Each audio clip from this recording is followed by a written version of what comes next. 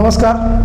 आज आपण नरसिंहवाडीमध्ये आलो आहोत आणि आजचा कार्यक्रम जो होणार आहे आपला तो दत्त जयंती निमित्त होणार आहे. आणि आज आपल्यासोबत दर्शन आहेत. दर्शनची ओळख दर्शन आता थोड्याच वेळात आपल्याला करून देईल. नमस्कार, मी दर्शन वडेर, सांगलीतल्या भारतीय विद्यापीठाच्या न्यू लॉ कॉलेजच्या विद्यालयामध्ये मी द्वितीय वर्षात शिकतो आणि दत्त संप्रदाय, दत्त महाराजांची भक्ती परंपरा याविषयीचा मी काही वर्ष झाला अभ्यास करतो. आता बऱ्याच वेळेला दत्त संप्रदायामध्ये हा एक प्रश्न नेहमी उपस्थित केला जातो की औदुंबर किंवा नरसोबाची वाडी असेल, नरसिंहवाडी आपण जिला म्हणतो, त्यामध्ये नेमकं कुणाच्या पादुका आहेत आणि नेमकी कुणाची पूजा आपण त्या ठिकाणी करतो, असा प्रश्न अनेकांना दत्त परंपरेमध्ये जो भक्ती परंपरा आहे त्यामध्ये भक्ती करणाऱ्यांना पडत असतो.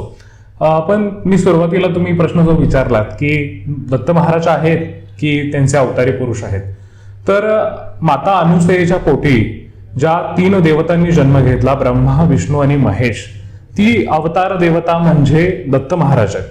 आणि त्या दत्त महाराजांचा कलियुगातला प्रथम अवतार म्हणजे श्रीपाद श्रीवल्लभ आणि द्वितीय अवतार म्हणजे श्री नृसिंह सरस्वती स्वामी महाराज. याच नृसिंह सरस्वती स्वामी महाराजांनी या नृसिंहवाडीमध्ये 12 वर्ष तपाचरण केलं, 12 वर्ष तपश्चर्या केली आणि या भूमीला पवित्र केलं. आपल्या स्वतःच्या पादुका या ठिकाणी औदुंबर वृक्षाच्या खाली स्थापन केल्या आणि त्याच पादुका नृसिंह सरस्वतींच्या दत्त संप्रदायामध्ये हा खऱ्या अर्थानं प्रश्न असतो की दत्त महाराज आणि नृसिंह सरस्वती, स्वामी समर्थ असोत किंवा श्रीपाद श्रीवल्लभ, यामध्ये नेमका काय फरक आहे? तर फरक हाच आहे की ब्रह्मा, विष्णू, महेश या ज्या उत्पत्ती, स्थिती आणि लय या दर्शवणाऱ्या ज्या मुख्य देवता या ब्रह्मांडामध्ये वास करणाऱ्या आहेत, त्या देवतांचं एकत्रीकरण म्हणजे दत्त महाराज.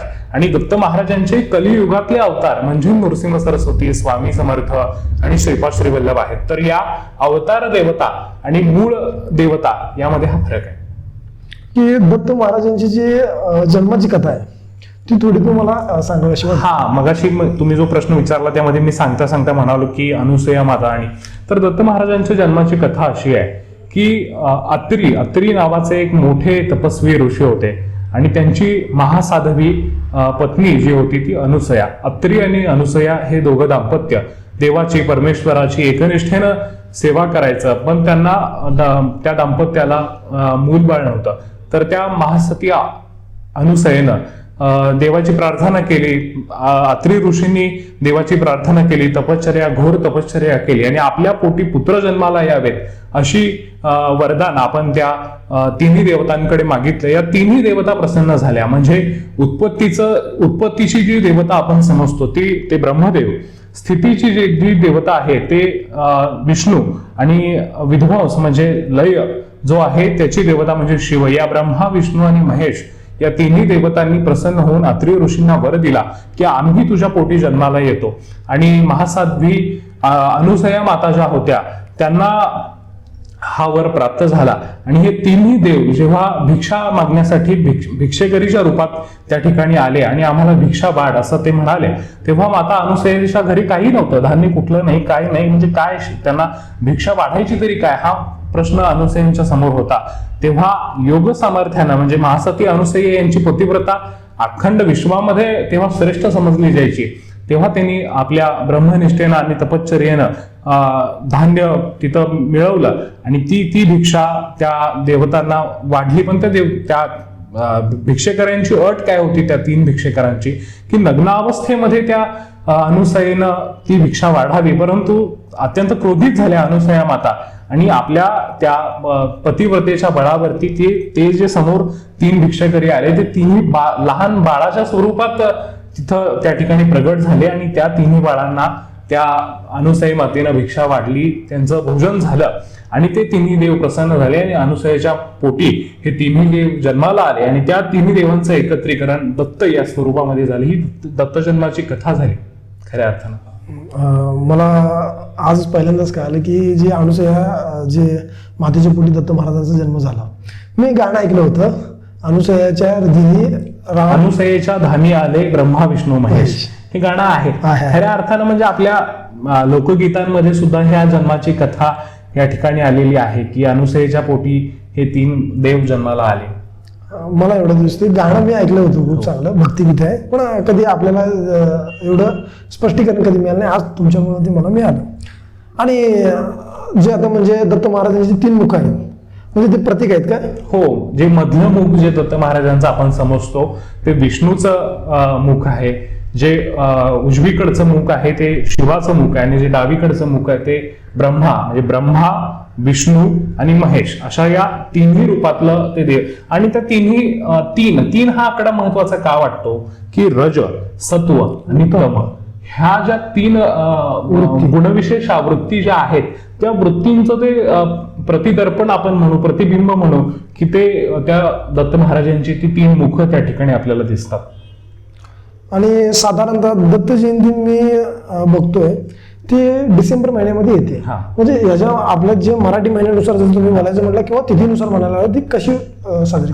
दत्त जयंती जी असते ती मार्गशीर्ष शुद्ध पौर्णिमा, मार्गशीर्ष शुद्ध पौर्णिमेच्या दिवशी अनुसया आणि अत्रीच्या पोटी या दत्त महाराजांनी जन्म घेतला. त्यामुळे मार्गशीर्ष महिना हा साधारणतः डिसेंबर महिन्यात येतो. आणि मार्गशीर्ष पौर्णिमा आता तुम्ही प्रश्न विचारलायच म्हणून सांगतो. या वर्षी काय झालंय, शनिवारी दिनांक 14 रोजी दत्त जयंतीचा दिवस आलेला आहे आणि त्या शनिवारच्या दिवसानिमित्त पौर्णिमा तर त्या दिवशी लागणारच आहे. संध्याकाळी 4:51 शनिवारी पौर्णिमा लागणार आहे आणि रविवारी जो दिवस आहे तो पौर्णिमेचा पूर्ण दिवस आहे. परंतु काही लोकांमध्ये संभ्रमाची अवस्था काय आहे की दत्त जयंती शनिवारी का रविवारी, तर दत्त जयंती शनिवारीच आहे.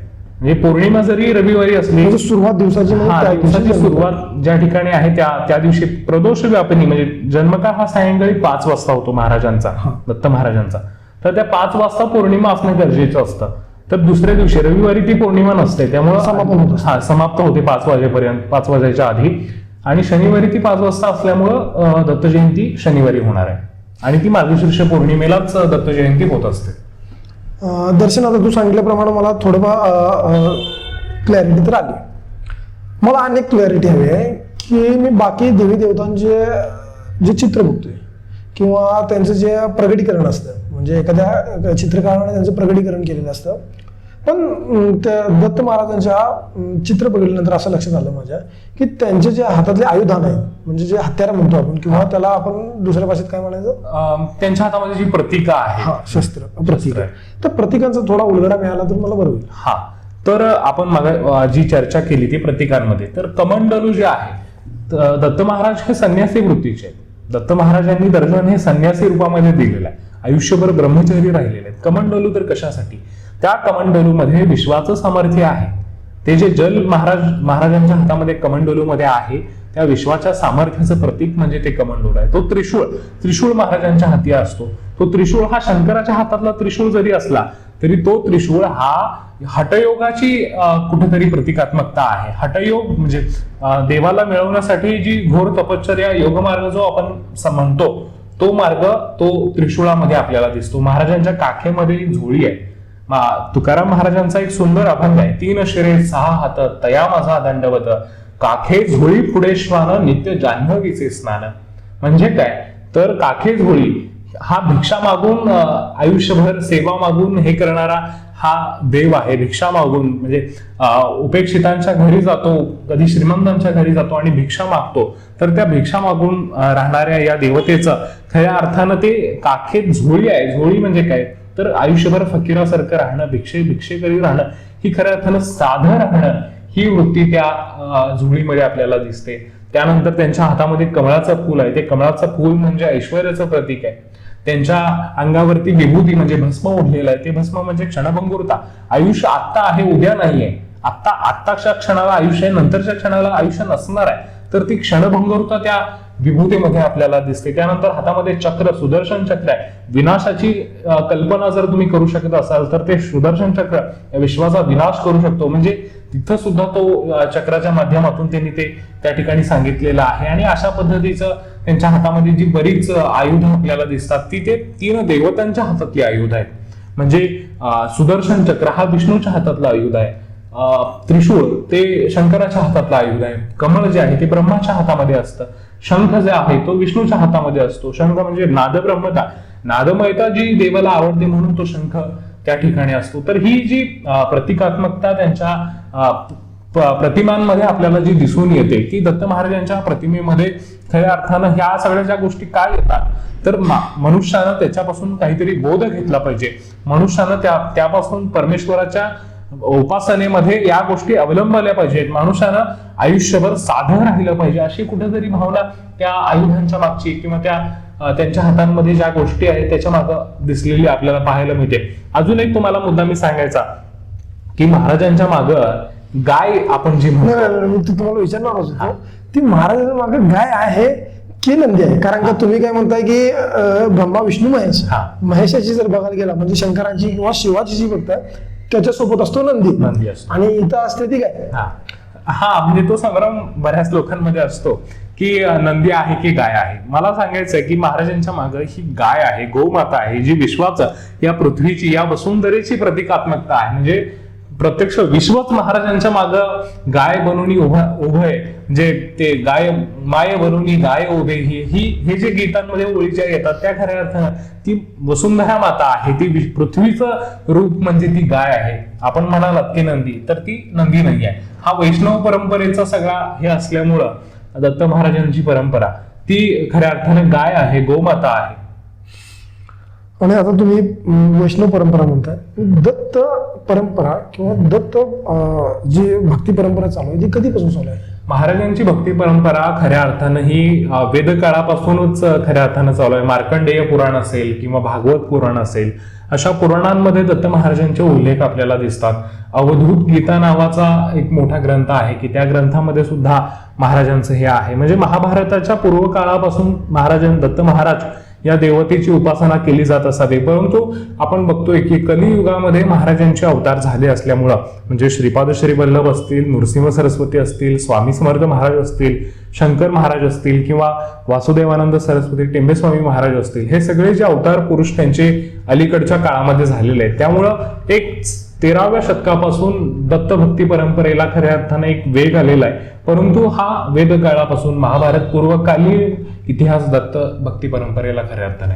आता तुम्ही वेदाबद्दल बोलताय, मगाशी आपलं थोडंफार कॉन्व्हर्सेशन मध्ये थोडं राहून गेलं.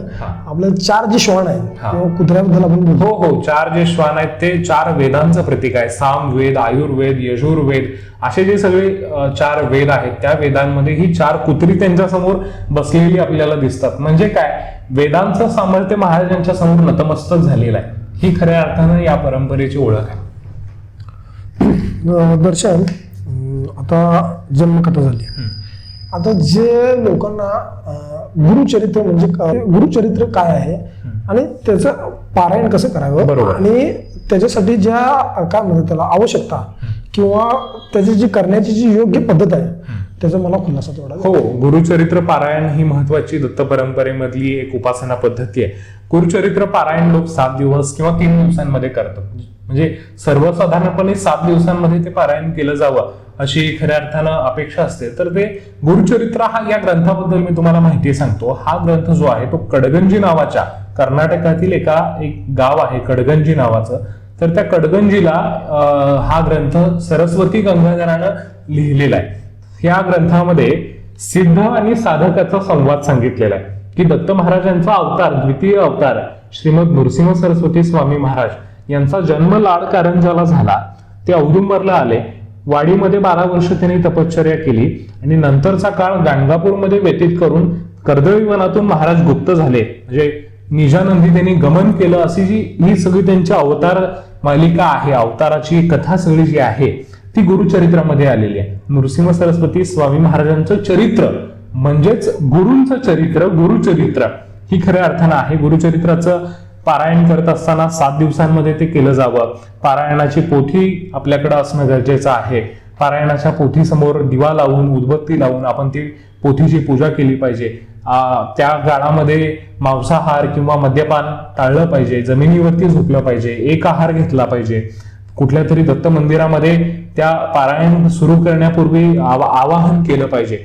अशी सगळी या गुरुचरित्राच्या पारायणाची आचाराची पद्धत आहे. ते आचरण शुद्ध सात्विक मनानं केलं पाहिजे. आपल्या मनामध्ये कोणताही दुष्कारण भाव कुठला असला पाहिजे. आणि आपण दत्त महाराजांची जी पूजा करतो, जी दत्त महाराजांची उपासना आपण करणार आहे, त्या गुरुचरित्राला खऱ्या अर्थानं त्याच्याप्रती आपण नम्र असलं पाहिजे. आणि महाराजांच्या आपल्या विश्वाच्या कल्याणाची, आपल्या स्वतःच्या उत्कर्षाची आपण जे काही मागणं महाराजांच्या चरणी मागू, त्याची खऱ्या अर्थानं कुठेतरी एक चांगली वृत्ती बांधवणं आपल्या अंगी महत्वाचं आहे. आणि या गुरुचरित्राच्या पारायणाचं महत्व फार सुंदर आहे की त्या गुरुचरित्र पारायणामुळं ज्या व्याधी आहेत त्या दूर होऊ शकतात. आपल्या मुलाबाळांचं, आपल्या कुटुंबाचं कल्याण महाराज करतात अशी अपेक्षा अनेक भाविकांनी व्यक्त केलेली आहे. गुरुचरित्राची पारायण ही साधारणपणे घरात सुद्धा तुम्ही करू शकता, किंवा दत्त मंदिर तुमच्या इथं असेल, किंवा स्वामी समर्थ महाराजांचं केंद्र जर त्या ठिकाणी असेल, किंवा पारायणासाठी चांगली जागा निवडून एकाच ठिकाणी 7 दिवस बसून किंवा 3 दिवस बसून एकूण जे 53 किंवा 52 अध्याय जे आपण सांगितलेले आहेत, सुमारे 7,491 ओव्यांचा हा ग्रंथ आहे. हा ग्रंथ 7 दिवसांमध्ये भक्तिभावानं वाचला पाहिजे. आणि जर तुम्ही तो वाचाल तर तुमचं कल्याण महाराज केल्याशिवाय राहणार नाही. हा ग्रंथ नक्की कोणत्या भाषेत लिहिलेला आहे ते थोडं मला कळलं पाहिजे, कारण का लोकांना संस्कृत सर्वसामान्यांना बरोबर जमत नाही. बरोबर. हा ग्रंथ 14व्या शतकात लिहिलेला आहे. 14वे शतक म्हणजे आज जवळजवळ त्या एकूण इतकी वर्ष झाली तो ग्रंथ लिहून. तर ती जुनी मराठी आहे. जुनी मराठी ही प्राकृत भाषा आपण तिला म्हणतो, की त्यामध्ये जुने शब्द आलेले आहेत, जुन्या वळणाची अक्षरं आहेत. त्यामुळं आपल्याला ते वाचत असताना आपण संस्कृत वाचतोय असा भास होतो, परंतु ते प्राकृत भाषा आहे. महाराष्ट्रीय प्राकृत नावाचा तो भाषा आहे. आणि ती कर्नाटक म्हणजे महाराष्ट्र आणि कर्नाटकाच्या सीमेवरतीच कडगंजीचं गाव आहे, आणि त्या गावामध्ये ते प्राकृत भाषेमध्ये लिहिले. आता दर्शन मला समजलं की कसं पारायण केलं पाहिजे, आणि तुझा संवाद झालाय गुरुचरित्राचा तो कसा झाला ते समजलं. नरसिंहवाडी, औदुंबर आणि काय गाणगापूर ह्याचं थोडं मला महत्व समजून सांगशील? बरोबर. औदुंबर म्हणजे दत्त महाराजांचा द्वितीय अवतार श्रीमद नृसिंह सरस्वती स्वामी महाराजांचा जन्म लाडकारंजाला झाला. आणि जन्मताच त्या बाळानं ओम हे अक्षर उच्चारलं. तेव्हा त्या सगळ्यांनी आश्चर्य व्यक्त केलं की हा कोणीतरी मुलगा पुढे जाऊन एक मोठा अवतारी महापुरुष होणार हे निश्चित आहे. तर ते दत्त महाराज स्वतः असल्यामुळं त्यांनी संन्यास धारण केला. आणि तुम्ही जे मागाशी म्हणालात की त्यांच्या या सगळ्या प्रवासाबद्दल सांगा, तर ते सुरुवातीला संन्यासी वृत्तीचे असल्यामुळे त्यांनी चातुर्मास औदुंबरला केला.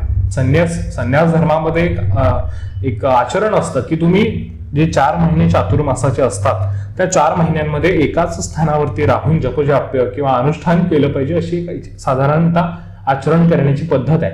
तर ते नृसिंह सरस्वती स्वामींनी औदुंबरच्या ठिकाणी केलं. औदुंबरला आपल्याला माहिती आहे की कृष्णा नदी तिथून वाहते, समोर भुवनेश्वरी देवीचं स्थान आहे, अलीकडं भिलवडी आहे. या सगळ्या रम्य स्थानावरती महाराजांनी 4 महिने व्यतीत केले. आणि तिथून ते आले नरसोबाच्या वाडीला. नरसोबाची वाडी आणि नृसिंहवाडी यामध्ये सुद्धा बऱ्याच लोकांचा संभ्रम असतो, परंतु हे काय गाव नव्हतं पूर्वी. साधारणतः 1422चा तो काळ आहे.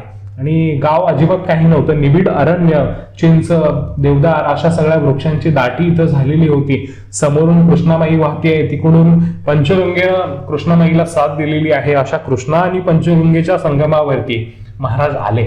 महाराज यतिविषातले असल्यामुळे ते कोणाला ओळखत नव्हते. महाराजांनी 12 वर्ष गुप्त रूपामध्ये इथं तपश्चर्या केली.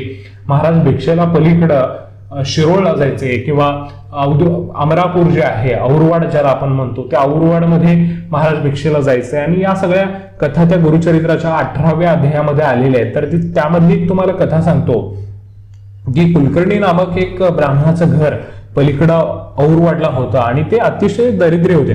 तर त्या म्हणजे ती कथा गुरुचरित्रामध्ये आलेली आहे. तर ती त्यांच्या दारातला घेवड्याचा वृक्ष वेल जी आहे ती महाराजांनी उपटली आणि तिथं त्यांना सोन्याचा हंडा सापडला. आणि तो तुम्ही फक्त कुणाला सांगू नका, याची वाच्यता करू नका, असं गुरूंनी त्यांना सांगितलेलं होतं. परंतु त्या स्त्रीच्या मुखामध्ये ते राहिलं नाही. तिने वाच्यता करून टाकली आणि तो हंडा गुप्त झाला, ते धन गुप्त झालं, असं आपण अशी आख्यायिका आहे. किंवा शिरोळ मधली आहे, बऱ्याच म्हणजे या स्थानाचं महात्म्य इतकं आहे की 12 वर्ष महाराजांनी या रम्य संगमावरती आचरण केलेलं आहे. आणि 12 वर्षानंतर जेव्हा इथून निघायची वेळ त्यांची झाली तेव्हा बहिरंबट जेरे नावाचे एक सत्पुरुष पलीकडच्या आलास नावाच्या गावामध्ये होते, वेदांत जाणणारे होते, यज्ञकर्म करणारे होते.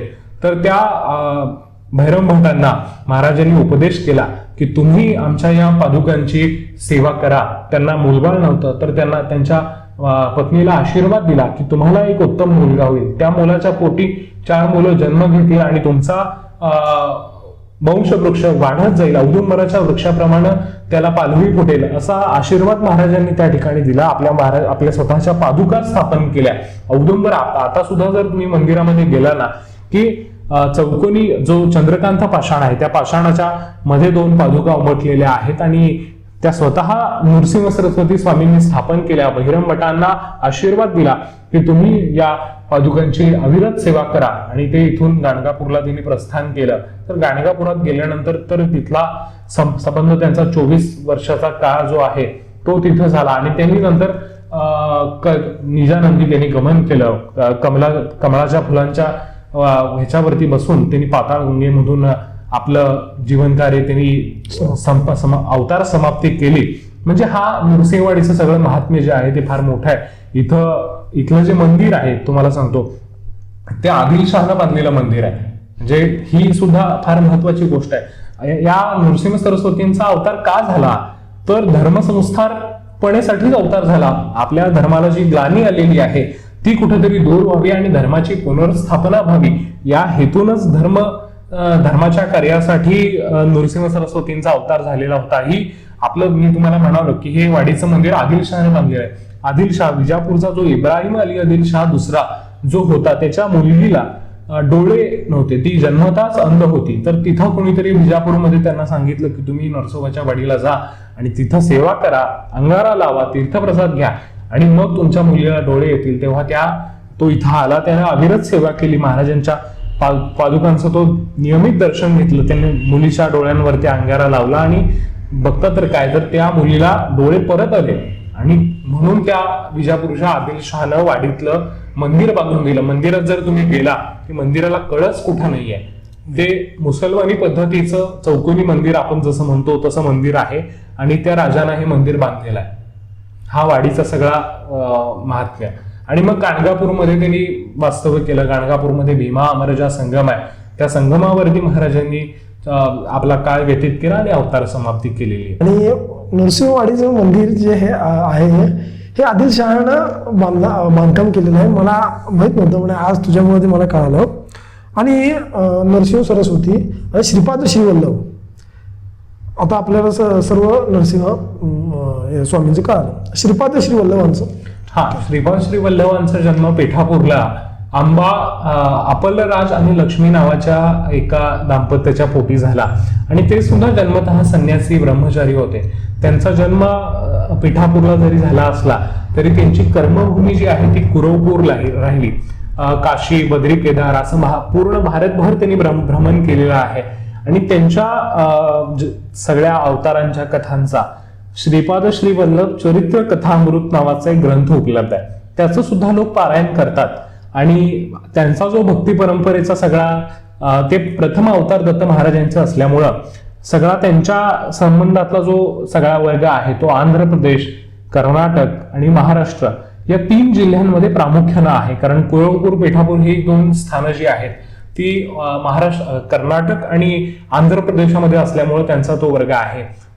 श्रीपाद श्रीवल्लभांचा जन्म सुद्धा धर्माच्या संस्थापनेसाठीच झाला. आणि त्यांनी आयुष्यभर हा सगळा भक्ती मार्ग जो आहे, आपल्या गुरूंप्रती आपण नतमस्तक राहून, नम्र राहून देवाची उपासना केली पाहिजे, हा जो विचार आहे तो श्रीपाद श्रीवल्लभांनी संपूर्ण भारतभर पसरवला. आणि त्यांनी मग निजानंदी त्यांची अवतार समाप्ती झालेली आहे. पण ज्यांना श्रीपाद श्रीवल्लभांचं कार्य किंवा अवतार किंवा त्यांच्या सगळ्या कथा जाणून घ्यायच्या असतील तर त्यांनी श्रीपाद श्रीवल्लभ चरित्रामृत हा नावाचा ग्रंथ जरूर वाचावा. जो प्रवास दत्त महाराजांचा किंवा नरसिंह महाराजांचा आणि श्रीपाद श्रीवल्लभांचा हा कृष्णेकाठीचा आहे काय? हो, हा ते सुद्धा महत्वाचं आहे. वाडीमध्ये वासुदेवानंद सरस्वती टेंबेस्वामी महाराज नावाचे एक मोठे योगी होऊन गेले, की त्यांनी महात्म्य होते, की त्यांनी अनेक अशी ग्रंथरचना केलेली आहे दत्त महाराजांच्या संदर्भातल्या. दत्त महात्म्य असो, दत्त पुराण असो, असं त्यांनी लेखन केलेलं आहे. ते मूळचे माणगावचे, सावंतवाडी जवळ एक माणगाव म्हणून गाव आहे, राजापूर. तर तिथं त्या सावंतवाडीच्या जवळच्या माणगावात त्यांचा जन्म झाला आणि ते वाडीवरती त्यांची अनन्य श्रद्धा होती. पत्नीचं निधन झाल्यानंतर त्यांनी संन्यास दीक्षा घेतली आणि त्यांचं मूळ नाव वासुदेव टेंबे होतं. तर ते संन्यास दीक्षा घेतल्यानंतर वासुदेवानंद सरस्वती असं झालं. मग नामकरण करण्याची पद्धत असते. तर त्यांनी एक ना कृष्णा लहरी नावाचा ग्रंथ लिहिलाय आणि कृष्णा महात्म्य.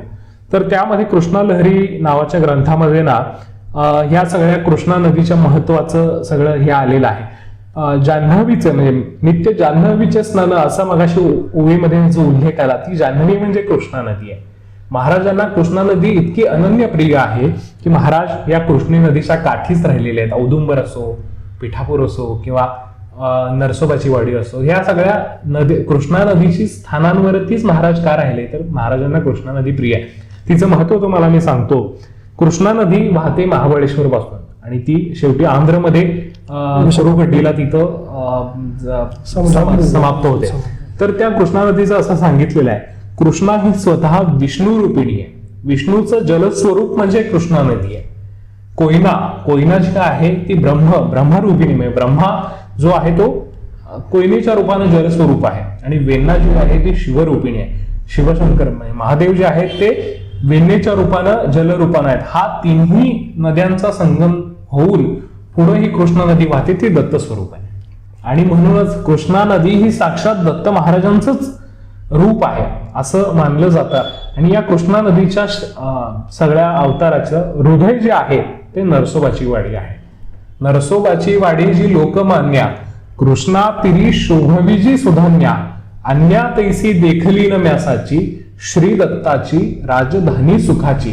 दत्त महाराजांची राजधानी कुठली, तर नरसोबाची वाडी. आणि तुम्ही नरसोबाच्या वाडीमध्ये आला तर आम्हाला आनंदच आहे. आणि म्हणजे आणि मी दर्शन मगाशी आपल्या थोडंफार बोलण्यात आलं होतं दत्त महाराजांच्या पादुकांबद्दल तू बोलत होता, नरसिंह सरस्वती महाराजांच्या.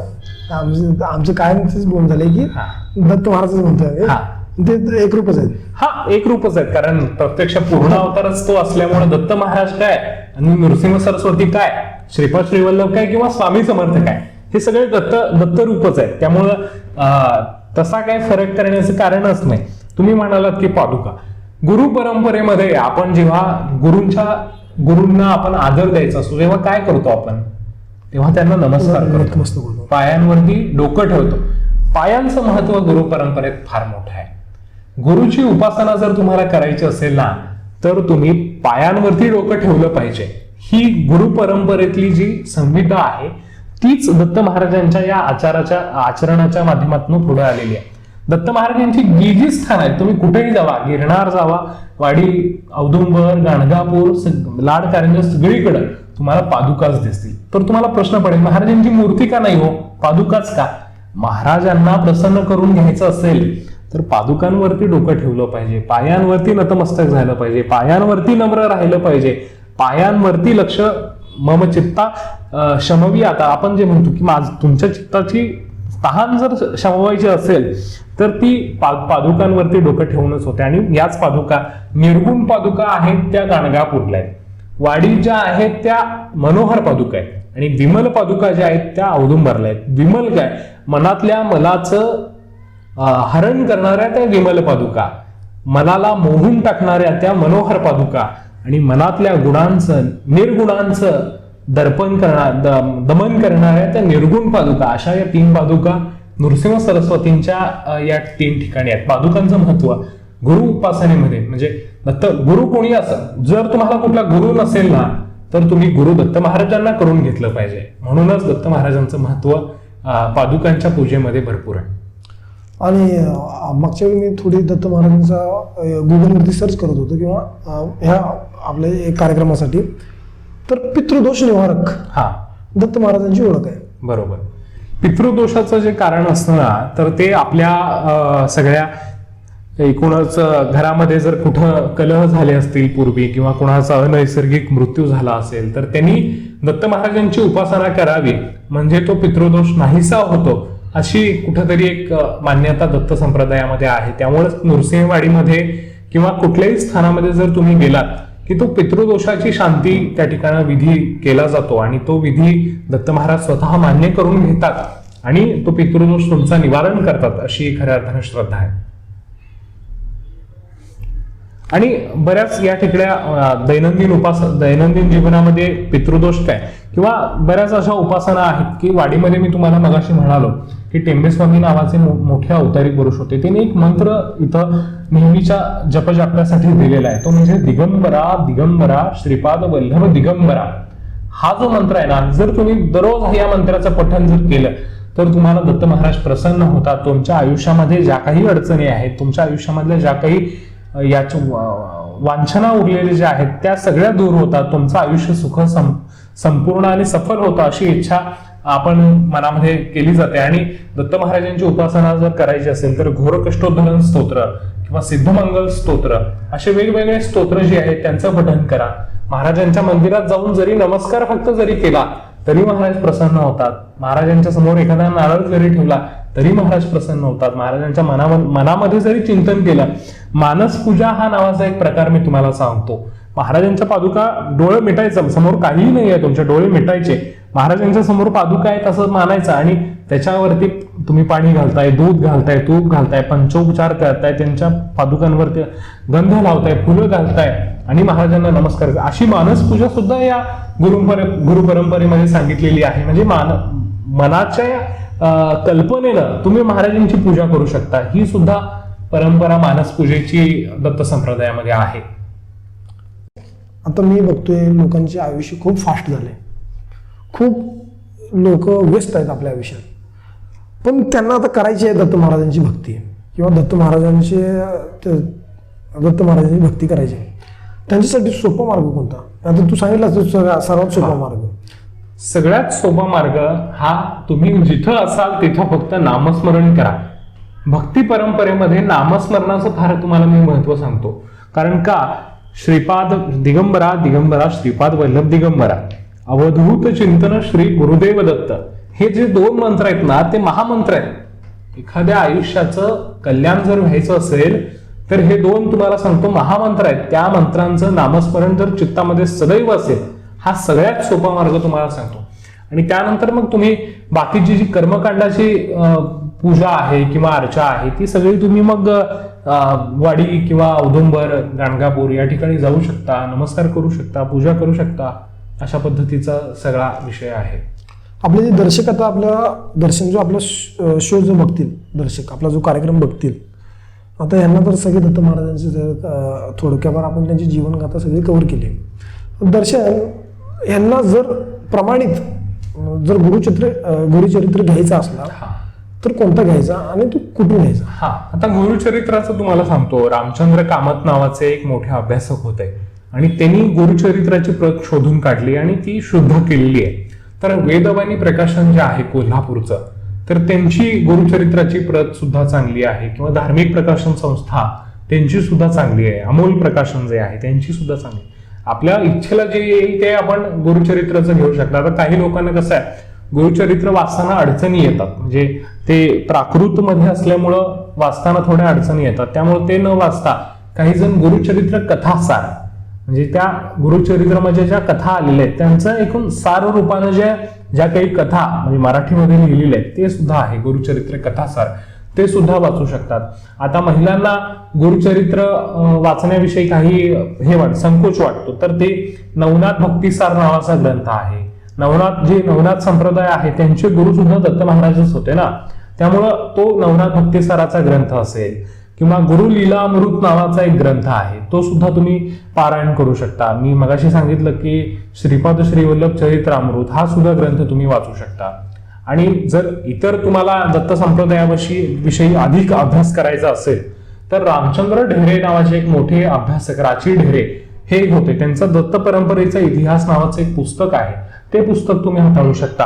किंवा वाडीमध्ये वाडीचा जर पुण्यभूमी नृसिंहवाडी डॉक्टर बाळकृष्ण जमदग्नी यांनी लिहिलेला पुण्यभूमी नृसिंहवाडी हा ग्रंथ सुद्धा तुम्ही अभ्यासू शकता. या ग्रंथांमधून तुम्हाला दत्त परंपरेविषयी, महाराजांच्या विषयी अधिक माहिती मिळत जाईल. गुरुचरित्र हा तर दत्त संप्रदायाचा वेद मानला जातो. म्हणजे हिंदू धर्माचा 4 वेद जे आहेत ते कसे मुख्य ग्रंथ आहेत ना, दत्त संप्रदायाचा मुख्य ग्रंथ कुठला तर तो गुरुचरित्र आहे. त्यामुळे गुरुचरित्राचं नित्य पारायण करणं हे सगळ्यांच्या कल्याणाचं सार आहे इतकंच. आणि दर्शन आता तू सांगितलंस मला की वाडीमध्ये, नरसिंहवाडीमध्ये जे दत्त महाराजांचं मंदिर आहे ते चौकोनी, म्हणजे ते मुघली प्रकारचं आहे. हो, किंवा त्याला काय मुसलमानी प्रकार, मुसलमानी पद्धतीचं. त्याच्या मागे जे झाड आहे औदुंबराचं, त्याला आम्ही लोकल भाषेमध्ये इथे उंबर म्हणतो, त्याचं थोडं महत्व राहिले. हा, तर कसं आहे, तुम्ही म्हणजे अजून एक आपला मुद्दा तो मगाशी राहिला होता की नृसिंह सरस्वती हे नाव कसं काय. म्हणजे नृसिंह, लोकांना काय वाटतं नृसिंह म्हटलं विष्णूचा की विष्णूचा नरसिंह अवतार. तर ते तुम्हाला सांगायचं काय, नृसिंह अवतार जो आहे तो विष्णूचा अवतार आहे. हिरण्यकशिपूच्या वधासाठी नृसिंहानं त्याचं पोट फाडलं ही कथा आपल्याला माहिती आहे. तर तो अवतार आणि नृसिंह सरस्वती दत्त महाराजांचा अवतार यामध्ये लोक काही संभ्रम होतात. पण त्याचा अर्थ काय, तर त्या नृसिंहानं त्या हिरण्यकशिपाचं पोट फाडलं तेव्हा त्याच्या बोटांची लाही लाही होऊ लागली ना, तर ती लाही थांबवण्यासाठी औदुंबराच्या खोडामध्ये त्यानं आपले बोट बुडवले आणि ते थंड करण्यासाठी औदुंबर वृक्षाचा त्यानं उपयोग करून घेतला. म्हणून विष्णूला औदुंबर वृक्ष प्रिय आहे. आणि नृसिंह सरस्वती हे काय, तर कुठलाही यती धर्मीय म्हणजे संन्यास धर्म जो धारण करतो यती, तर त्याचं नामांतरण केलं जातं. म्हणजे आता मगाशी मी सांगितलं वासुदेव गणेश भट टेंबे यांचं नामांतरण संन्यास घेतल्यानंतर वासुदेवानंद सरस्वती झालं ना, तसंच नृसिंह सरस्वतींचं आहे. नृसिंह सरस्वतींचं हे पूर्वजन्मीचं नाव नरहर आहे, तर ते नरहर नाव बदलून नृसिंह सरस्वती. सरस्वती ही प्रत्यय जो आहे तो संन्यासांना लावला जातो. म्हणजे नारायणानंद सरस्वती, वासुदेवानंद सरस्वती, तसे हे नृसिंह सरस्वती औदुंबराचं. आणि औदुंबरला आपण उंबर म्हणतो ग्रामीण भाषेमध्ये, पण तो औदुंबरच असतो ना. औदुंबर हा कल्पवृक्ष आहे. आपल्या मनातल्या इच्छा तो जाणून घेतो. आणि वाडीच्या मंदिरातल्या औदुंबराचं महात्म्य मी तुम्हाला सांगतो. वाडीमध्ये गेल्या 2019 पासून जवळजवळ 5 महापौर येऊन गेले. तो वृक्ष पूर्ण बुडलेला आहे. पण ज्या वेळी तो बुडतो ना, त्या वेळी लगेच त्याला म्हणजे 10 दिवसांच्या आत त्याला पालवी फुटायला सुरू होते. त्यामुळे एक अक्षय चैतन्य त्या औदुंबराच्या खाली असल्यामुळं, म्हणजे प्रत्यक्ष महाराजांचाच वास असल्यामुळं त्या औदुंबराला कुठे इजा झालेली नाहीये. म्हणजे एवढ्या वर्षांमध्ये सुद्धा तो औदुंबर वृक्ष आहे तसा आहे खऱ्या अर्थानं. आणि दर्शनाचा तो म्हणजे इतकं येऊन सुद्धा महाराज स्वतः चैतन्य रूपानं असल्यामुळं ना हे सगळं झालेलं आहे. आणि येत्या 14 तारखेला तर वाडीमध्ये दत्त जयंतीचा मोठा उत्सव होणार आहे. जवळजवळ 3 ते 4 लाख भाविक नरसोबाच्या वाडीमध्ये येतात. सायंकाळी 5 वाजता हा जन्मकाळ होतो. उद्धरी गुरुराया हा पाळणा जो आहे तो त्या ठिकाणी म्हटला जातो. महाराजांचं स्तवन केलं जातं आणि 5 वाजता मोठ्या भक्तिभावानं अबीर गुलालाच्या उधळणीमध्ये महाराजांचा जन्मकाळ साजरा केला जातो. जवळजवळ 4 लाख म्हणजे महाराष्ट्र, कर्नाटक, गोवा, आंध्र प्रदेश, गुजरात, मध्य प्रदेश, उत्तर प्रदेश या सगळ्या भागातनं मोठे भाविक मोठ्या संख्येनं वाडीमध्ये दाखल होतात. आणि तो दत्त जन्माचा उत्सव खऱ्या अर्थानं या ठिकाणी साजरा होतो. आणि दत्त महाराज प्रत्यक्ष या ठिकाणी नरसोबाच्या वाडीमध्ये असल्यानं हा सगळा परिसराला एक मोठं वैभव मिळालेलं आहे. म्हणजे बरेच छोटे मोठे उद्योग व्यवसाय या ठिकाणी, म्हणजे मी तुम्हाला सांगितलं की निबिड अरण्य होतं. या अरण्यामध्ये काहीही नव्हतं. तर ते मी सांगितलं, या अरण्याच्या पलीकडे जे शिरोळ नावाचं गाव आहे ना, त्या शिरोळ नावाच्या गावामध्ये महाराजांनी कन्या खाल्लेल्या आहेत दगडावरती. आणि त्या दगडावरती कन्या खाल्ल्यावरती त्या महाराजांचे हात उमटलेले आहेत त्या भोजन पात्रामध्ये. म्हणजे महाराजांनी या ठिकाणी भोजन केलं म्हणून त्यांचे हात असे उमटले. तर त्या हाताची पूजा जगामध्ये कुठेही हाताची पूजा नाहीये, पण शिरोळमध्ये हाताची पूजा महाराजांच्या केली जाते, नृसिंह सरस्वती महाराजांच्या. म्हणजे हे सुद्धा महात्म्य आहे. तुम्ही मला आता दर्शनाचं तुम्ही सांगितलं की हाताची पूजा केली जाते. त्याचा आपल्या व्ह्युअर्सना जे दत्त महाराजांना दत्त जयंतीला येणार आहेत त्या सुद्धा मंदिराचा तू आता ऍड्रेस हो आवर्जून. म्हणजे तुम्ही वाडीमध्ये जर येणार असाल तर वाडीच्या आधी शिरोळच लागतं ना. शिरोळमध्ये जनता हायस्कूल नावाचं जे विद्यालय आहे तिथून आत गेल्यानंतर महाराजांचं मंदिर आहे आणि तिथं महाराजांचे हात दगडावरती उमटलेले आहेत आणि त्या हाताची पूजा तिथं शिरोळमध्ये केली जाते. त्याला भोजन पात्र मंदिर असं म्हटलेलं आहे. पलीकडं वाडीच्या पलीकडं औरवाड नावाचं गाव आहे, अमरापूर. तिथं अमरेश्वर नावाचं शंकराचं म्हणजे महाराज जिथं जायचे तिथं ते अमरेश्वर लिंग आहे, दत्त अमरेश्वर. तिथं 64 योगिनींचा वास आहे. प्रत्यक्ष महाराजांची महापूजा 64 योगिनी नदीमध्ये उतरून करतात अशी आख्यायिका आहे. म्हणजे हा सगळा जो परिसर आहे ना, तुम्हाला सांगू, हा कुरुंदवाड असेल, शिरोळ असेल, वाडी असेल, औरवाड असेल, हा या सगळ्या परिसरामध्ये प्रत्यक्ष महाराजांचा वास आहे. महाराज स्वतः इथे चैतन्य रूपानं कुठं ना कुठेतरी आहेत. महाराज इच्छा आपण खऱ्या अर्थानं मनापासून एखादी जर इच्छा मागितली तर ती महाराज पूर्ण करतात. महाराज इतके सामर्थ्यवान आहेत तुम्हाला सांगतो. आणि दर्शन 2014ला नरसिंहवाडीमध्ये कन्यागत महापर्व झाला. हो 2016ला. 16 कन्यागत महापर्व काळाविषयी तुम्हाला सांगायचं तर 12 वर्षानंतर जेव्हा गुरु कन्या राशीत प्रवेश करतो ना, तेव्हा तो जो काळ येतो तेव्हा कृष्णा नदीला गंगा नदी भेटायला येते आणि ते गंगेचं स्नान जर कृष्णेत करायचं असेल तर तो पर्वकाळ साधावा लागतो. जेव्हा गुरु कन्या राशीत प्रवेश करतो तेव्हा तो कन्यागत महापर्व काळ, म्हणजे नाशिकला जसा सिंहस्थ कुंभमेळा जसा असतो, म्हणजे सिंह कुंभ तो सिंह राशीत प्रवेश, तर तशा पद्धतीनं कन्यागत महापर्व काळ वाडीमध्ये साजरा केला जातो. दर 12 वर्षांना हा कन्यागत महापर्व काळाचा उत्सव या ठिकाणी असतो. आणि तुम्हाला सांगतो महाराजांची उत्सव मूर्ती इथं सुद्धा आहे. म्हणजे पूर आला ना, पादुका पाण्याखाली असतात, मग पूजा कशी करायची, तर ती उत्सव मूर्तीची पूजा वाडीमध्ये केली जाते आणि उत्सव मूर्तीलाच आपण दत्त महाराजांचं स्वरूप मानतो. म्हणून ती उत्सव मूर्ती दर 12 वर्षांनी शुक्लतीर्थ नावाचं एक स्थान वाडीच्या दक्षिण दिशेला आहे. तर त्या ठिकाणी शुक्लतीर्थावरती अष्टतीर्थ जे आहेत वाडीमध्ये नदीच्या काठावरती, तर त्या अष्टतीर्थातलं महत्वाचं तीर्थ म्हणजे शुक्लतीर्थ. तर त्या शुक्लतीर्थ घाटावरती स्वारी जाते. म्हणजे वाडीमध्ये उत्सव मूर्तीला स्वारी म्हणतात. तर ती स्वारी स्नानाला जाते आणि त्यावेळी ज्यावेळी त्या उत्सव मूर्तीचं स्नान घडतं त्यावेळी काठावरती कितीतरी भाविक ते पाणी आपल्या अंगावरती यावं, आपलं पापक्षालन व्हावं म्हणून काठावरती आंघोळीला बसतात. आणि हा सगळा सोहळा कन्यागत महापर्व काळ म्हणजे जवळजवळ महाराष्ट्र शासनानं तेव्हा 121 कोटीचा निधी शिरोळ तालुक्याच्या विकासासाठी दिला होता. म्हणजे कन्यागत महापर्व काळ हा मोठा उत्सव आहे आणि तो आता 2028 साली येणार आहे. 2028 साली आणि 2028 साली तो कन्यागत महापर्व काळ संपन्न होणार आहे. वाडीमध्ये तुम्हाला सांगतो महात्मा पाटील महाराज नावाचे एक मोठे योगी होऊन गेले, धुळगावचे, सांगली जिल्ह्यातले, सोनी धुळगावचे. तर त्या धुळगावचे महात्मा पाटील महाराज, यती महाराज नावाचे, नारायण स्वामी, रामचंद्र योगी, कृष्णानंद स्वामी, काशीकर स्वामी, वासुदेवानंद सरस्वती, दीक्षित स्वामी, असे कितीतरी योगीजन या वाडीमध्ये होऊन गेले. म्हणजे प्रत्यक्ष दत्त महाराज आहेत हा भाग आहेच, परंतु या सगळ्या संत महात्म्यांचं पावन स्पर्श या भूमीला लाभलेला आहे. म्हणूनच ही श्री दत्ताची राजधानी सुखाची आहे. दर्शन तू सांगितल्यानंतर कन्यागताचं मला महत्त्व पण कळालं आणि कन्यागत का होते आणि हे ते सगळं झालं. मी लहान होतो ना त्यावेळी, मी वाडीला यायचो, नरसिंहाच्या वाडीला. आणि ज्यावेळी पूर येतोय जून जुलैच्या दरम्यान आणि जसजसं महाराजांच्या पादुकाला जे पाणी लागते त्यावेळी त्याला दक्षिणद्वार म्हणतात. हो दक्षिणद्वार सोहळा सुद्धा फार महत्वाचा आहे. कारण महाराजांचं जे समोरचं द्वार आहे ते अतिशय छोटं द्वार आहे. म्हणजे समोर पादुका तेवढ्या आपल्याला दिसतात.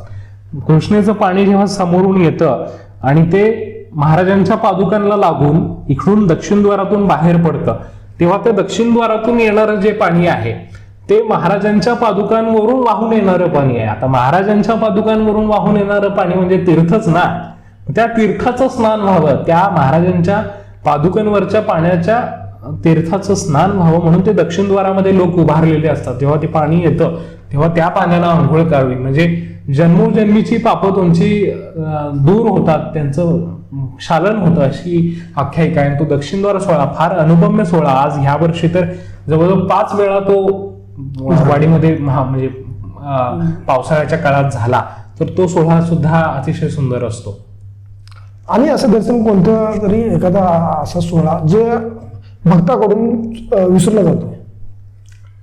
अनेक म्हणजे वाडीमध्ये टेंबे स्वामींचा आराधना महोत्सव असतो. म्हणजे टेंबे स्वामी हे महाराजांचे उपासक होते मोठे, तर त्यांच्या पुण्यतिथीचा उत्सव असो किंवा नृसिंह सरस्वती स्वामी महाराजांचं जे जन्मकाळ असतो, म्हणजे दत्त महाराजांचा जन्मकाळ तर आता येणाऱ्या 14 तारखेला आहेच, परंतु नृसिंह सरस्वतींचा जन्मकाळ जो आहे तो एक आहे. त्यानंतर नारायण स्वामींचा उत्सव असतो. असे बरेच उत्सव, कृष्णावेणी उत्सव म्हणजे साधारणतः रथसप्तमीच्या दरम्यान जो चालू होतो उत्सव कृष्णावेणीची कन्नकी, म्हणजे एक तुम्हाला सांगतो त्याची आख्यायिका की कृष्णा नदीतून कन्नकी नावाचं एक लाकूड वाहून आलं आणि ते कागलकर नावाचे गृहस्थ होते, त्यांना ते मिळालं. तर ते कन्नकी नावाचं लाकूड त्यांनी टेंबेस्वामींना दाखवलं आणि त्यातून कृष्णावेणीची मूर्ती घडवून घेतली. तर त्या कृष्णावेणीची साधारणतः 9 दिवस उपासना या ठिकाणी वाडीमध्ये केली जाते. कृष्णावेणी उत्सव तर तो सुद्धा फार महत्वाचा आहे. आणि मगाशी राहिलं माझं विचारायचं, दत्त नवरात्री. हा, दत्त नवरात्र हा काय तर खंडोबाचा जसा षट नवरात्र असतो, देवीचं नवरात्र हा आश्विन महिन्यात असतो. खंडोबाचा नवरात्र तर काल चंपाषष्ठीच्या दिवशी संपूर्ण झाला. दत्त नवरात्र जो आहे तो दत्त जयंतीच्या दरम्यान येतो. दत्त जयंती मार्गशीर्ष महिन्यामध्ये असते, तर त्या मार्गशीर्ष महिन्यामध्ये 9 दिवस दत्त महाराजांची मोठ्या भक्तिभावानं पूजा करावी. दत्त महाराजांच्या जन्मकाळाच्या दिवशी दत्त तत्व हे पृथ्वी तलावरती 1000 पटीनं कार्यरत असतं. दत्त जयंतीच्या दिवशी जर तुम्ही दत्त महाराजांचं दर्शन घेतलं तर तुम्हाला तुमचं कल्याण होतं अशी खऱ्या अर्थानं एक समजूत आहे. तर ते सुद्धा फार महत्वाचं आहे, कारण 1000 पटीनं दत्त तत्व पृथ्वी तलावर दत्त जयंतीच्या दिवशी कार्यरत असतं. तर मग चला, आज आपला कार्यक्रम इथे संपला असं जाहीर करतो. आणि आपल्या काही शंका कुशंका असतील तर कमेंट बॉक्समध्ये आपण ते टाकू शकतात. दर्शन आपल्यासोबत असाच पुढे पण आहे. आणि दर्शनला आपल्या काही सुद्धा अडचणी असतील तर दत्त नरसिंह वाडीमध्ये राहतो, तुम्ही त्याला भेटू शकता आणि तुमच्या मनातील काही शंका असतील ते विचारू शकता. हो, धन्यवाद. तुम्ही मला आज SBN न्यूज मध्ये आमंत्रित केलं आणि इतका चांगला कार्यक्रम म्हणजे जे भाविक दत्त भक्तांना माहिती नाही ते करण्याचा तुम्ही प्रयत्न केलात, त्याबद्दल मी मनापासून तुमचा आभारी आहे. अवधूत चिंतन, श्री गुरुदेव दत्त. धन्यवाद.